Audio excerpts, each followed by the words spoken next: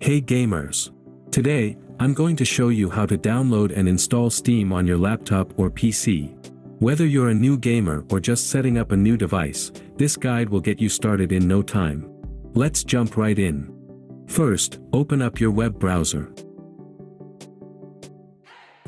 It can be Chrome, Firefox, Edge, or any browser you prefer. In the address bar, type store.steampowered.com and hit enter. This will take you to the official Steam website. Once you're here, look at the top right corner of the page. You'll see a green button that says Install Steam. Click on that. On the next page, you'll see another green button that says Install Steam. Click on it to download the Steam setup file. Your browser will start downloading the file. Once the download is complete, locate the file in your Downloads folder and double-click it to start the installation process. The Steam setup window will appear. Click Next to begin the installation. Choose your preferred language and click Next.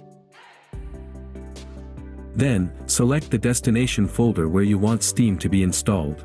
By default, it will install in your program files, but you can change this if you want. Once the installation is complete, click Finish. Steam will now launch automatically and start updating. This is normal, so just let it finish.